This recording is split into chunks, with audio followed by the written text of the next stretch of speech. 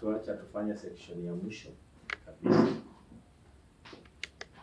Kwa hii section mambo machache sana ya kuhimizana kuhusu utoaji. Utoaji. Si kwamba nafundisha somo la utoaji. Kuhimizana tu kuhusiana na utoaji kama viongozi. Wakati mwingine mambo isipoongelewa kwa muda watu wa wanalala. Tunakuta nyaraka zinasisitiza kwamba watu wakumbushwe mara kwa mara.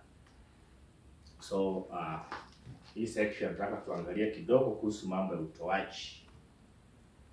Moja ya namna ya kujitisha kikamilifu katika kanisa la mahali ni utoaji.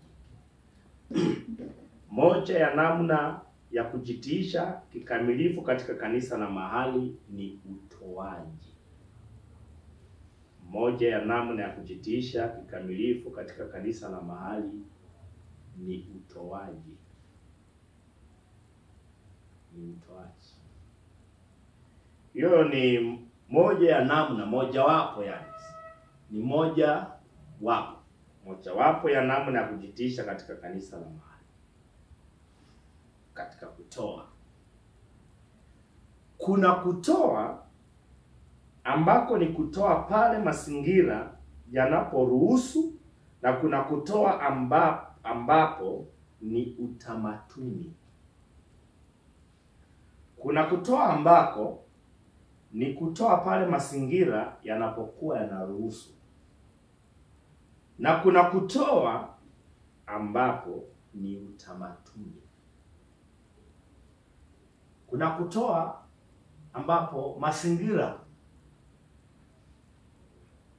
yamekuwa yametokea kwa wakati fulani na inapiti utoaji ukuwepo au watu watoe. Kuna kutoa kwa kawaida, utamaduni wa kawaida, ni utamaduni wetu. Lakini kuna kutoa ambapo mazingira inakuwa imeruhusu. Si kitu kimepangwa, ni kitu ambacho kinakuwa kimetokea ghafla. Tuko pamoja? Sasa kama viongozi lazima you be aware. Kuwa aware. Kuna mambo hayafai kupata kiongozi yani kama ako offside. Yani kitu inakupata tu uko unatarajiwa mimi. Kiongozi anafaa awe amefundishwa, anajua anything can happen. Bwana Yesu asifiwe. Glory to God. Unajua kama viongozi, kama kuna kitu emergency kinatakana, watu ambao watahitajika kwanza ni nani? Kabla ya watu wengine. So kuna kutoa ambapo kuna kutoa pale mazingira inakuwa inaruhusu, na kuna kutoa ambapo ni utamaduni. Unakuwa ni utamaduni. Unaposema utamaduni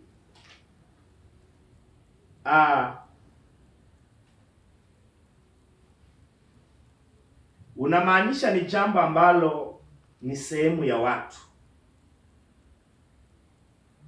Tunapokuwa tunasema utamaduni, maana yake ni jambo ambalo ni sehemu ya watu. Huwezi tenganisha nao watu. Nyinyi mnaelewa kama Waluya utamaduni wao, wanao utamaduni wao, kila kabila lina utamaduni wao. Ukiwatenga na huo utamaduni, basi unaondoa udhamana wao. Ukiondoa utamaduni wa rangi au watu, basi unaondoa upekee wao. Unaposema utamaduni unamaanisha jambo ambalo ni sehemu ya watu. Unasema kuna kutoa ambapo mazingira yanaruhusu, kuna kutoa ambapo ni utamaduni. Na utamaduni manake ni sehemu ya watu. Ni kitu ambacho kiko pamoja na watu, kimeshikanishwa na watu. Ni jambo ambalo ni sehemu ya watu. Ukiondoa utamaduni wa rangi au watu, basi unaondoa upekee wao. Kuna utamaduni wa Wamasai. Ukiondoa huo utamaduni, basi umeondoa upekee wa Wamasai. Hakuna ladha tena kwa Wamasai. So kuna kitu ambacho Wamasai wakifanya kuna ladha. Wanajulikana kupitia hicho kitu. Bwana Yesu asifiwe. Amen. So Ukiondoa utamaduni wa rangi au watu, basi unaondoa upekee wao. Ukristo una utamaduni wa kutoa. Ukristo una utamaduni wa kutoa. Ukristo una utamaduni wa kutoa.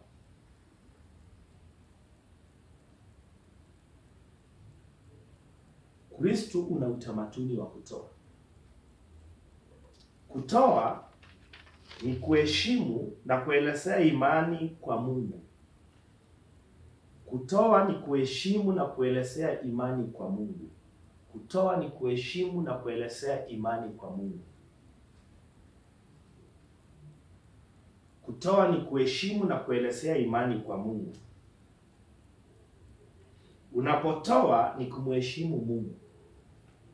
Nasema kutoa ni kuheshimu na kuelezea imani kwa Mungu. Unapotoa ni kumheshimu Mungu. Unapotoa ni kumheshimu Mungu. Biblia imejaa mifano. Biblia imejaa mifano na mafundisho mengi sana juu ya utoaji. Biblia imejaa mifano na mafundisho mengi juu ya utoaji. Kabisa. Biblia imejaa mifano na mafundisho mengi sana juu ya utoaji. John chapter 3 verse 16 inasema hivi: kwa maana jinsi hii Mungu aliupenda ulimwengu hata akamtoa mwanawe pekee, ili kila mtu amwaminie asipotee bali awe na uzima wa milele. So utatoa kwa ajili ya kile unachokipenda. Unatoa kwa kile, yani unatoa kwa ajili ya kile unachokipenda. Nasema kwa maana jinsi Mungu aliupenda ulimwengu, kwa sababu anapenda ulimwengu, alitoa kitu cha pekee. Kwa sababu ya upendo wake kwa ulimwengu, alitoa kitu cha pekee. So unatoa kwa ajili ya kile unachokipenda. Unatoa kwa ajili ya kile unachokipenda. Kwa sababu Mungu alipenda ulimwengu, alitoa kitu cha kipekee, kitu cha thamani. Hallelujah. Glory to God. Romans chapter 8 verse 32. Warumi 8:32, yeye asiyemwajilia mwana wake mwenyewe bali alimtoa kwa ajili yetu sisi sote, atakosaje kutukirimia na mambo yote pamoja naye? Alimtoa mwanawe ili tuweze kudhihirisha tabia hiyo hiyo ya kutoa. Alimtoa mwanawe ili na sisi tuweze kudhihirisha tabia hiyo hiyo ya kutoa. Haina maana kama Mungu alimtoa mwanawe na wewe ndio utoe mwanao. Wengine hawana wana hapa. So Mungu kumtoa mwanawe ni mfano kwetu. Ni mfano kwetu. Basi sisi tuweza kutoa. First John, Yohana wa kwanza 3:16. Yohana wa kwanza 3:16. Yohana wa kwanza 3:16. Katika hili tumelifahamu pendo, kwa kuwa yeye aliutoa uhai wake kwa ajili yetu. Imetupasa na sisi kutoa uhai wetu kwa ajili ya hao ndugu. Ukristo umejengwa katika msingi wa utoaji. Ukristo umejengwa katika msingi wa utoaji. Ukristo umejengwa katika msingi wa utoaji. Unajua kwenye kanisa ukiondoa utoaji, basi umepunguza mambo bwana. Utakuwa umepunguza hiyo ibada. Katika wokovu ni Kristo aliyetoa uhai wake. Unapokea katika wokovu huo uhai wa Kristo. Katika wokovu ni Kristo aliyetoa uhai wake, na tunaupokea huo uhai katika wokovu.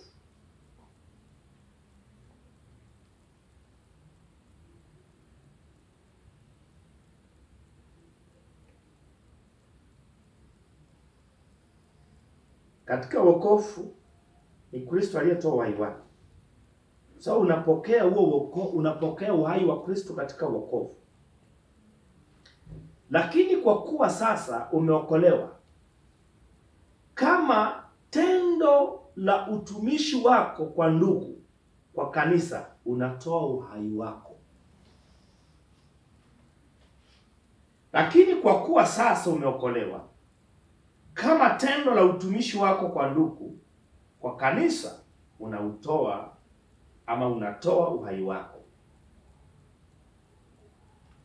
Unatoa uhai wako, si ujiue. Wewe ufi mtu. Toa uhai wako, maana unajitoa kwa ajili ya wengine. Unakuwa dhabihu kwa ajili ya wengine. Unajidhabihu, unawatumikia, unafanya utoaji wako pia. So katika wokovu tumesema ni Kristo aliyetoa uhai na tunaupokea uhai katika wokovu. Lakini kwa kuwa sasa umeokolewa, kama tendo la utumishi wako kwa ndugu, kwa kanisa, basi unatoa uhai wako. Hivyo basi huwezi kuondoa utoaji katika Ukristo, kwa kuwa Ukristo umejengwa katika utoaji. Hivyo basi huwezi kuondoa utoaji katika Ukristo, kwa kuwa Ukristo umejengwa katika utoaji. Huwezi kuondoa utoaji katika Ukristo, kwa kuwa Ukristo umejengwa katika utoaji. Ukristo umejengwa katika utoaji. Huwezi ondoa utoaji. Huwezi ondoa utoaji. Ukristo umejengwa katika utoaji. Ukiondoa utoaji katika Ukristo, manake umeondoa udhamana wao. Wakorintho wa pili 8. Wakorintho wa pili 8:1. Wakorintho wa pili 8:1 na 2. Wakorintho wa pili 8:1 na 2. Tena ndugu zetu, tunawaarifu habari ya neema ya Mungu waliopewa makanisa ya Makedonia. Mstari wa 2. Maana walipokuwa wakijaribiwa kwa dhiki nyingi, wingi wa furaha yao na umaskini wao uliokuwa mwingi uliwaongezea utajiri wa ukarimu wao. So kanisa hili lilikuwa linapitia linapitia anguko la kiujumi. Kanisa hili lilikuwa linapitia anguko la kiujumi. Mfano, na hii si mfano. Next year bidhaa zinaenda kupanda bei. Na si Kenya. Sasa hii si mambo ya kulaumu rais. Hii ni global, duniani. Hiyo na maanisha next year vitu sitapanda bei duniani, kiwemo Kenya. Manake kama nyumbani kwenu mahindi watu walifunavuna mahindi na kwenda hawakufuna vizuri, na bado mahindi itaongeza bei, tafuta hela udumia mama anunue mahindi yenye tamsukuma. So kutakuweko na njaa. Hiyo imeisha hivyo. So kanisa hili lilikuwa linapitia anguko la kiujumi, lakini licha ya hali ya kiujumi waliokuwa nayo, walikuwa wamejawa na furaha walipokuwa wakitoa hata katika kupungukiwa kwao. Yaani licha ya kuwa kulikuwa na anguko la kiujumi, ama licha ya kuwa kulikuwa na hali ya uchumi ambao walikuwa nayo, walikuwa wamechawa furaha. Watu wengi wakipitia hali ya kiujumi hawana furaha. Walikuwa wamechawa furaha walipokuwa wakitoa hata katika kupungukiwa kwao. Walikuwa wamepungukiwa. Walikuwa maskini katika mambo ya mwili. Materially walikuwa maskini. Lakini katika huo umaskini hawakujisuia kutoa. Walitoa tena kwa furaha. So kwenye kanisa mtoaji si aliye navyo kulingana na hili fundisho basi. Maana Paul anataka tuweze kuona. Mungu anataka tuweze kuona. Maana watu wengi mimi sina. Hao walikuwa hawana, lakini katika kupungukiwa kwao, katika kukosa mambo ya kiuchumi, hiyo haikuwazuia kuweza kutoa. Mtu alikuwa anatoa zaidi ya vile alivyo nacho. Haleluya.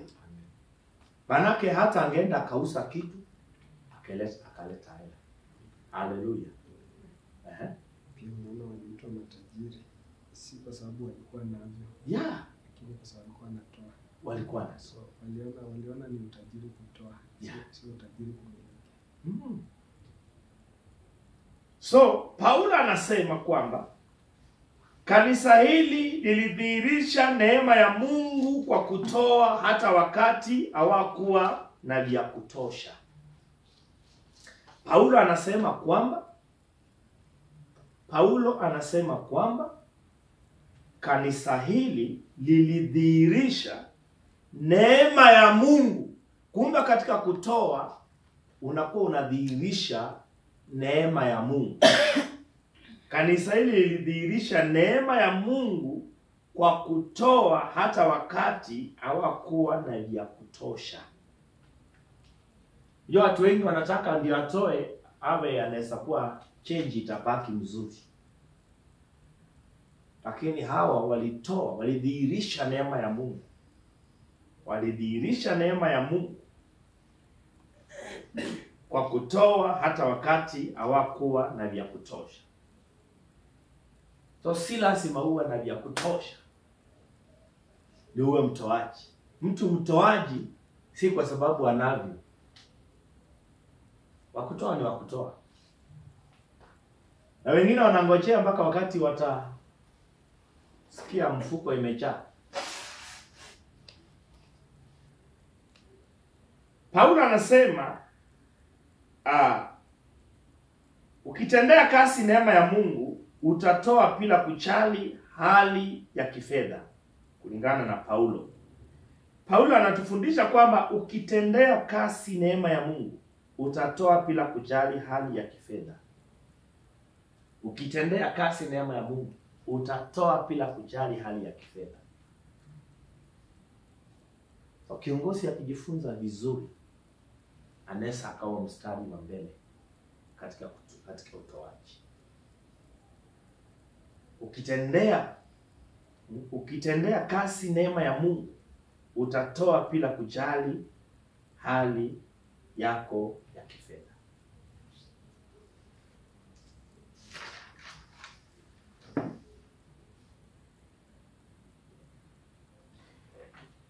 Wakati mmoja Yesu alikuwa hekaluni na alionyesha tajiri mmoja ambaye aliweka pesa kwenye kabu. Na pia palikuwa na mwanamke mjane aliyetoa kile alichokiita kwamba yani alikuwa anaitwa the widow mite. Na Yesu akasema kwamba mjane huyu alitoa zaidi. Yule ambaye alikuwa hana cha kutosha, hakuwa na vya kutosha, kila alikuwa amepakisha kidogo, hiyo ndiyo alitoa. Na huyo Yesu anasema kwamba alifanya kitu chema. Haleluya. Bwana Yesu asifiwe. Haleluya. Yesu anaonyesha kwamba mjane huyu alitoa zaidi. So, swala la kutoa si lazima uwe navyo ndio uwe mtoaji. Yesu hakumzuia kutoa kwa sababu hakuwa nacho. Yesu hakufanya nini? Hakumzuia kutoa kwa sababu hakuwa, yani Yesu hakumzuia kutoa kwa sababu hakuwa nacho. Hakuwa nacho kingi. Badala yake Yesu aliongelea jambo hilo, yani alizungumzia jambo hilo na aliongelea jambo hilo kwa akalileta kwetu kama fundisho. So hakumzuia asitoe. Tunaangalia kwenye Mark chapter 12, soma Mark chapter 12 41 mpaka 44. Marko 12 41 mpaka 44. Marko 12. Mstari wa 41 mpaka 44. Akasema naye akaketi kuelekea sanduku la hazina. Akatazama jinsi mkutano watiavyo mapesa katika sanduku. Akafanyaje? Akatazama jinsi mkutano watiavyo mapesa katika sanduku. So mchungaji akiangalia bila watu wanatoa kwenye kapu, shida iko.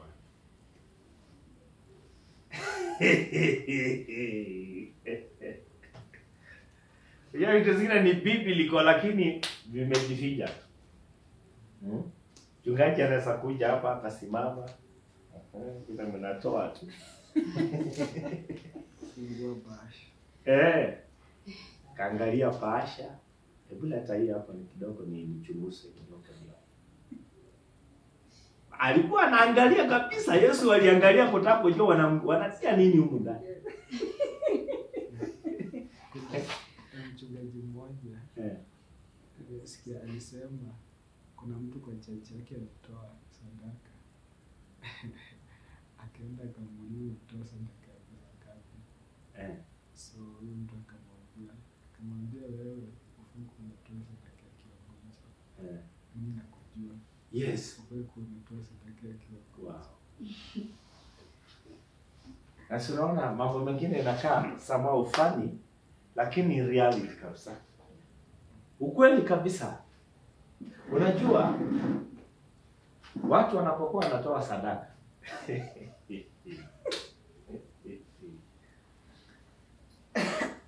mambo tu, unaona tu mambo ambayo Yesu anaongelea hapa inajirudianga mpaka leo hii kabisa. Kuna mtu akitoa unaona moyo wake kabisa kabisa katika ule utoaji. Siongelee hiyo sana, najua huko mambo kunaleta shida. Endelea tu kusoma Biblia. Soma hapo kwa Biblia tusikie. Soma. Anasema naye akaketi kuelekea sanduku la hazina. Akatazama jinsi mkutano watiavyo mapesa katika sanduku. Matajiri wengi wakatia mengi. Akaja mwanamke mmoja mjane maskini. Akatia senti 2, kiasi cha nusu pesa. Kawaita wanafunzi wake akawaambia, amin nawaambia, huyu mjane maskini ametia zaidi kuliko wote wanaotia katika sanduku la hazina. Asema maana hao wote walitia baadhi ya mali iliyowazidi, bali huyu katika umaskini.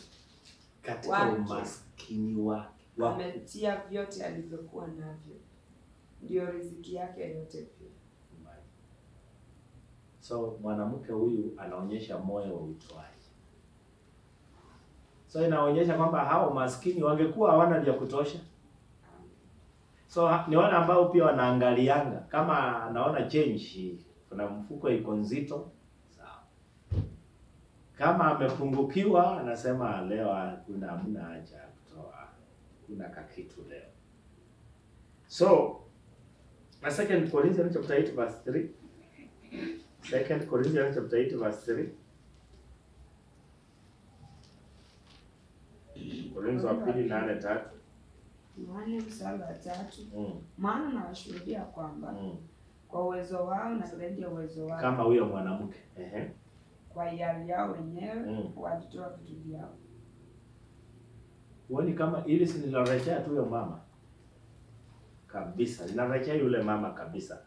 Walitoa kwa kati ya uwezo wao na zaidi ya uwezo wao, na walitoa kwa hiari. Walitoa kwa kati ya uwezo wao na zaidi ya uwezo wao, na walitoa kwa hiari. Kutoa kwa hiari my God. Number 4, maana nawashuhudia kwamba kwa uwezo wao na zaidi ya uwezo wao, kwa hiari yao wenyewe walitoa vitu vyao.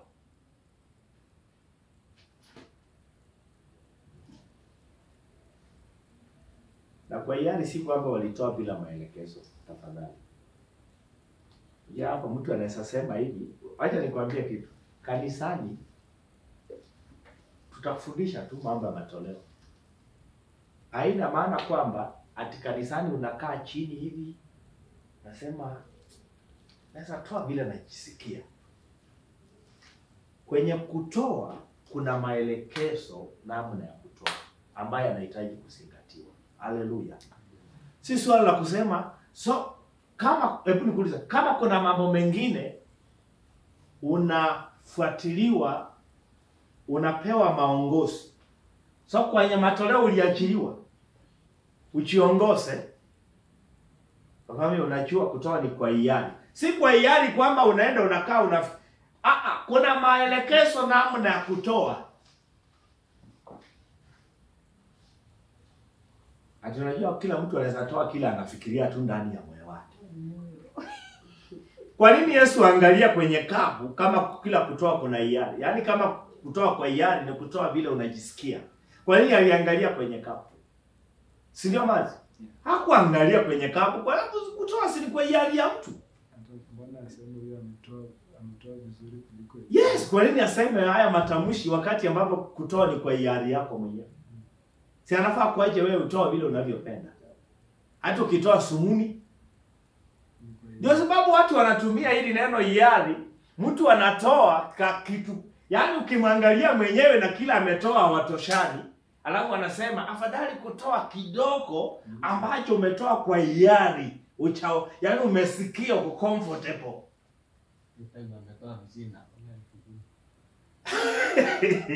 True. Ama natoa 20 po na 10,000 umepata kabisa, si kwamba zina kazi, zinachemsha tu mfuko. Kama zina kazi moja wapo ni kutoa. Yeah. Alafu unasema unajua ni vizuri kutoa kwa hiari, kutoa vile unapenda kuliko mtu kukushurutisha cha kufanya.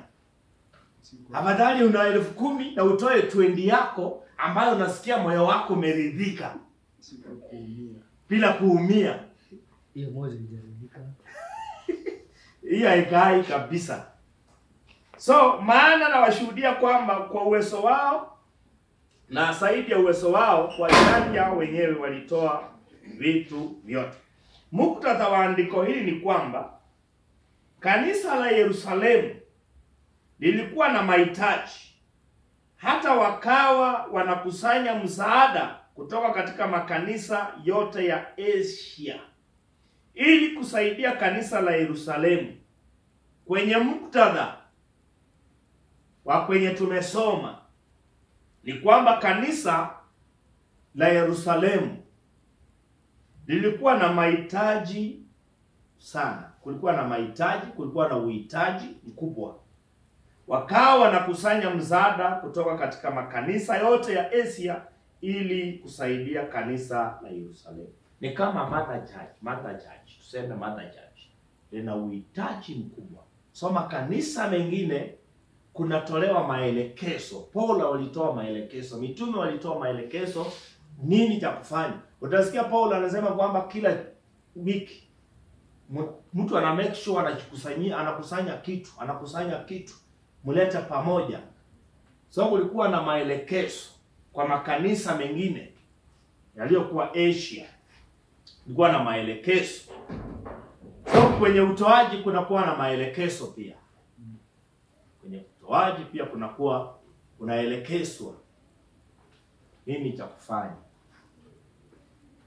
Naelekezwa nini cha kufanya.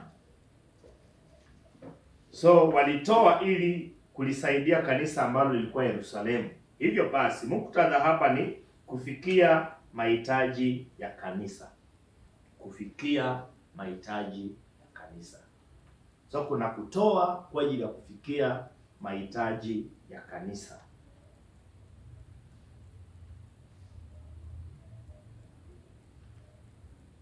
Kulikuwa na mahitaji kwa kanisa. Kanisa lilikuwa na mahitaji, walikuwa wakitoa mali zao kwa ajili ya mahitaji ya kanisa. Watu walikuwa wanatoa mali zao kwa ajili ya mahitaji ya kanisa.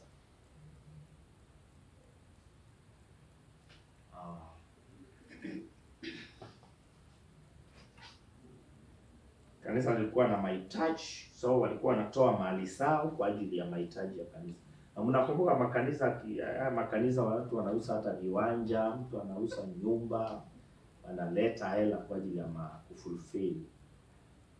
So unapokuwa unatoa kwa ajili ya mahitaji ya kanisa, ni lini utasimama kutoa? Kama unatoa kwa ajili ya mahitaji ya kanisa, ni siku gani utasimama kutoa? Mpaka uhitaji wote umefikia. Na kuna siku mahitaji itakosekana kanisani? Never, si ni kweli? So kutoa ni utamaduni mpaka pumzi ya mwisho. Ikiisha ni kwa muda tu. Hata ikiisha kwa muda tu. Nyingine inanyanyuka tena. Hebu mstari wa 5. Mstari wa 5 nasema hivi. Tena walitenda hivi si kama tulivyotumaini tu. Yaani si vile ambavyo walikuwa wametarajia. Watu walitoa si vile ambavyo, ni kama vile tumefanya mchango hapa, namna ambavyo yaani tulishangaa kile kilifanyika. Bali kwanza walitoa nafsi zao kwa Bwana. So katika utoaji number 1, nini inafaa itangulie, hela ama nafsi yako? So ni katika utoaji, uhusiano wako kwanza na Mungu, uhusiano wako na kazi ya Mungu. Na kuna kitu moja nitasema kwamba kama viongozi, penda kazi unayoifanya ya Mungu. Haleluya. Ikumbatie, ipende, ithamini. Toa nafsi yako kwa kazi ya Mungu fully. Hiyo kazi umepewa kufanya kanisani, fanya kwa kujitoa, fanya kwa bidii, fanya kwa hiari. Usifanye kama mtu anayelazimishwa. Kama umeambiwa wewe utafundisha Sunday school, fanya kwa bidii. Unajua kanisani mimi mambo ni sawa ufanye. Nazo kama mchungaji hapa kafula unaambiwa uwe asha. Waje kusema mimi asha. Hapo unanishusha aje? Kwani asha si kazi? Hapo ndio umewekwa. Fanya hapo kwa bidii. Usifanye kama anayelazimishwa. Jitolea hapo kweli kweli. Wanaambiwa leo wewe ndio Matthew anaambiwa sasa Matthew wewe ndio utasafu wa Kenya. Wa Haiti. Yaani mchungaji hapo angalia yako tu kanisani na wamama wako, kina Margaret wa huku chini, kina Chaki. Kwani mimi tu ndio amenishusha hadhi sana. Mnajua kwenye kazi ya Mungu hakuna kushushwa hadhi. Unajua hata kuosha choo si kushushwa hadhi.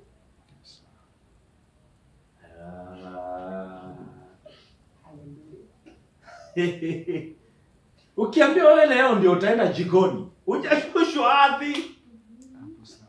Yes. Hujashushwa hadhi.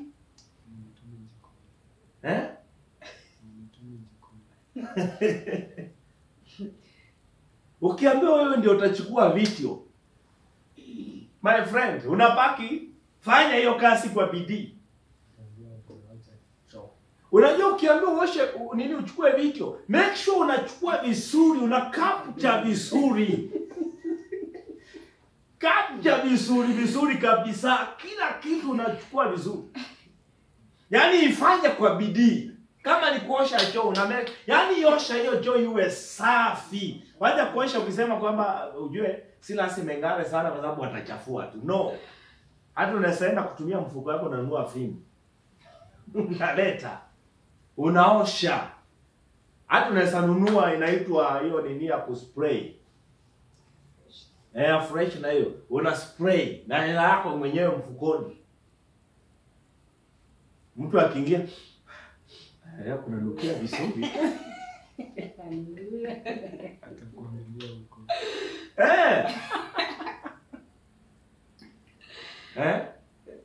So umeshasikia story kwamba kuna dada alipata tu alikuwa atafuta ndoa na akapata mwanaume tu kwa kuosha choo. Fanya kwa bidii. Kuna mwanaume anatafuta mwanamke na akaenda kwa chako na imeng'ara zaidi. Akauliza akatembea, nani anaosha hicho? Hii imeng'ara sana yani. Na kumbe kwenye maisha yake huwa anatafuta mwanamke msafi.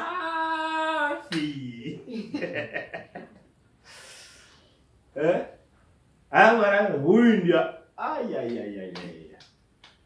Hapa ndio huwa natafuta. Moyo wangu uko hapa. So fanya kazi. Hicho chenye umeambiwa ufanye, fanya kwa bidii. Wewe kuna watu wanataka wapewe juu sana. Anzia chini pole pole. Bwana Yesu asifiwe. So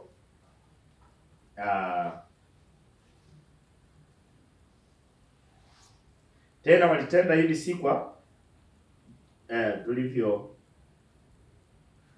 tulivyo tumaini tu, bali kwanza walitoa nafsi zao kwa Bwana na kwetu pia.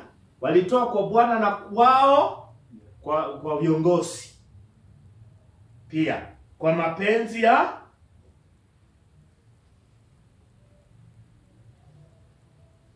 so kama maelekezo imetolewa na viongozi, usi bypass maelekezo ya viongozi alafu unasema mimi nataka kufanya kila ambacho mimi nafanya mradi na mtumikia Mungu.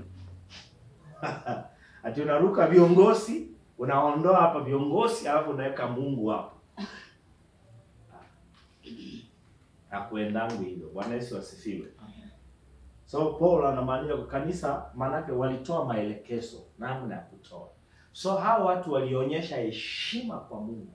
Walitii pia maongozi ya mitume. Hallelujah. Glory to God. So tukimaliza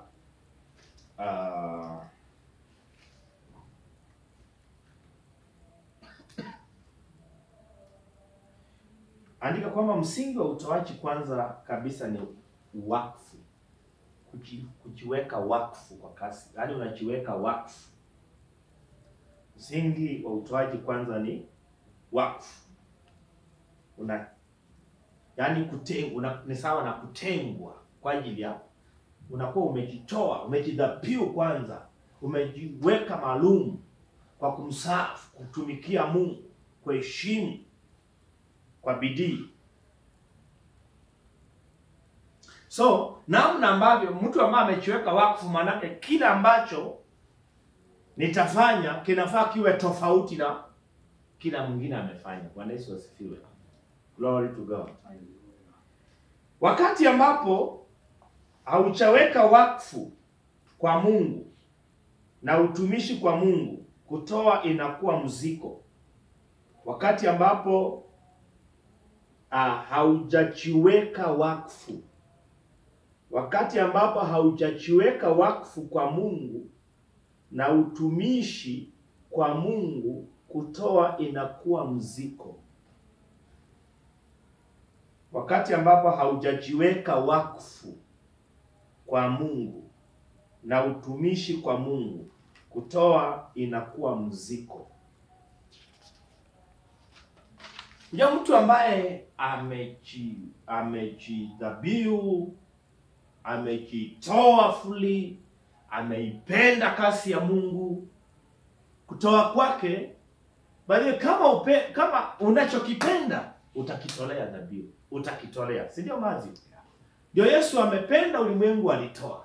So kama hujajiweka wakfu, hujajidhabihu, hujatoa nafsi yako fully kwa kazi ya Mungu ama kwa Mungu, hata kutoa kwako itakuwa shida. Utachoka. Hata utaanza kunatoa hii pesa yote. Au unakuwa na maswali haina majibu kwenye inasumbua kwa akili yako.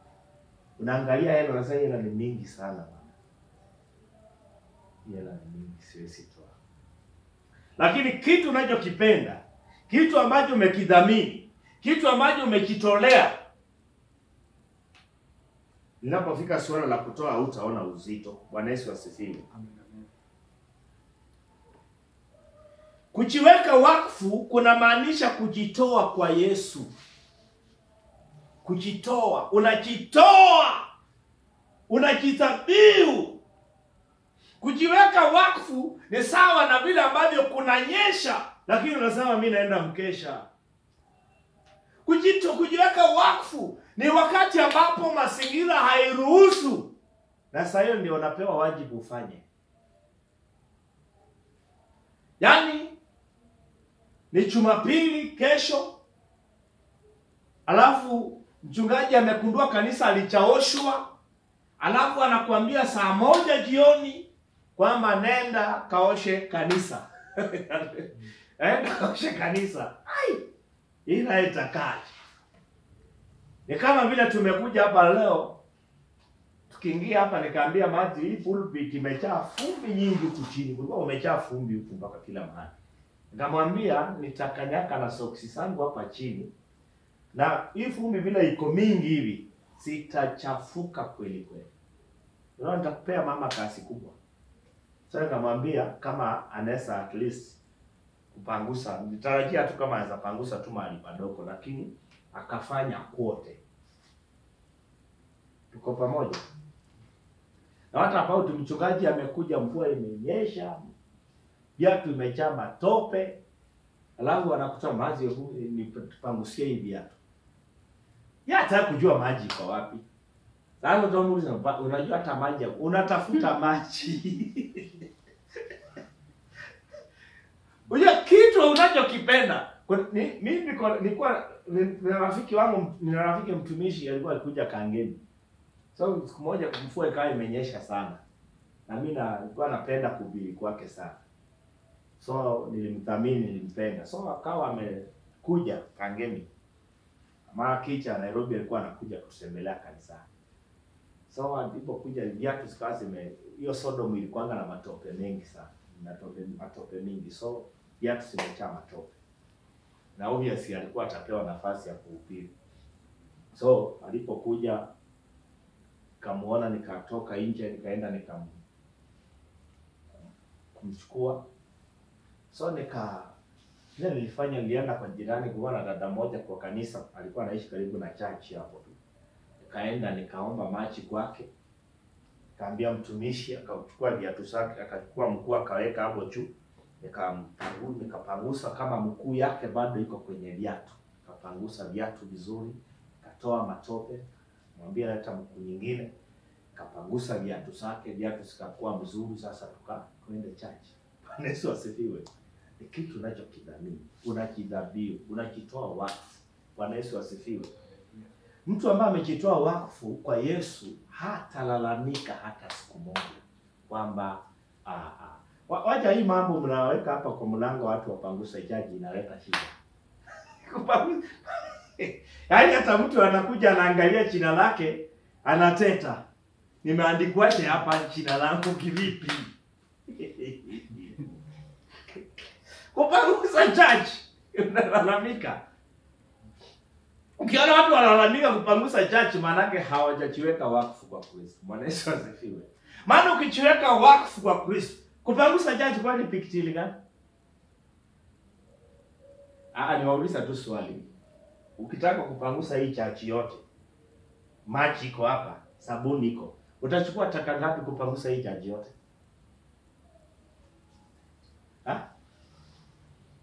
So si wanawa 30 minutes umemaliza. Na hata ukipanguza kama una haraka almost 20, si ndio? Ukiwa tu na mop mzuri yenye nakamua vizuri, alafu usitumie hiyo kitu ya kufinyiria hivi, utumie mkono, ukamua na mkono. Kwani taka ngapi hapo? Mop kubwa inachukua tu mahali pakubwa. Number 1 umeshapitisha hivi na sabuni, ukirudi mara ya kwanza unakausha. 20 minutes umeshamaliza. Kwanza huko unatembea tu. Anaweza pangusa na 15 minutes nimeshamaliza. Lakini unaona watu wanalalamika juu ya kupangusa jaji. Wote kama ujui watu wanalalamika juu ya kupangusa jaji. Yaani kitu fani kabisa. Mimi najua. Mimi siyasema na nilalamikia mimi, lakini najua. So anayepaka una kibarua. Wanafanya wako lazima. Wewe kuna wale wanafanya wako lazima. Kuipia siri leo. Oh my God. Wanafanya tu lakini wako lazima. Si kwa sababu wamependa. Wakikupata kwa nambaya kisani, my friend, utalimwa.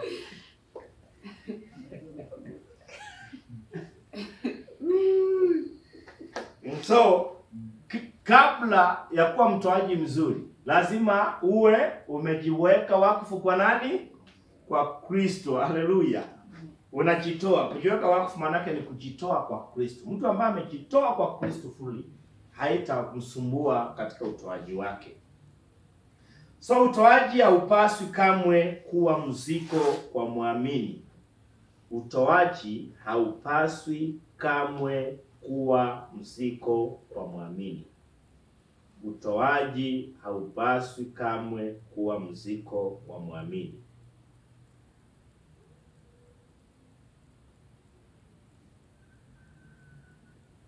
Utoaji haupaswi kamwe kuwa mzigo kwa muamini, kwani mtu hawezi kutai kuwa amejitoa kwa Bwana na hatoi kwa kanisa. Utoaji haupaswi kamwe kuwa mzigo kwa muamini, kwani mtu hawezi kutai kuwa amejitoa kwa Bwana na hatoi kwa kanisa. So hakuna vile utajitai kwamba mimi nimejitoa kwa Bwana, nimejitoa kwa Bwana, na wewe mwenyewe si mtoaji. So nikuja kwa swala la utoaji, watu wengi bali swala la utoaji ni kipimo kikubwa sana. Je, unaweza angalia mambo mengi kabisa. Maana tumeosema kwamba mtu unachokipenda unakitolea dhabihu. Bwana Yesu asifiwe. So kama wewe huwa unaona uzito wa kutoa, unampenda Mungu, unajitoa, unaweza tu na mimi nampenda Mungu, nakwambia nimejitoa kwa kasi ya Mungu. Kumbuka huyo Mungu pendo lake alidhihirisha kwa kutoa. Bwana Yesu asifiwe. So kilichomsukuma ni upendo. So kama mimi napenda Bwana, maana yake nitaipenda kanisa, nitapenda kanisa lake. Bwana Yesu asifiwe. Nitapenda kasi ya Mungu. So likija swala la utoaji kwa kanisa la mahali, sifai kupata shida yote. Bwana Yesu asifiwe. Glory to God. Hallelujah. Hallelujah. So tukimaliza tuseme utoaji ni utamaduni. Utoaji ni utamaduni wa wale ambao wamejiweka wakfu kwa ajili ya utumishi wa Mungu. Si wote, wengine utoaji kwao si utamaduni, ni party tu.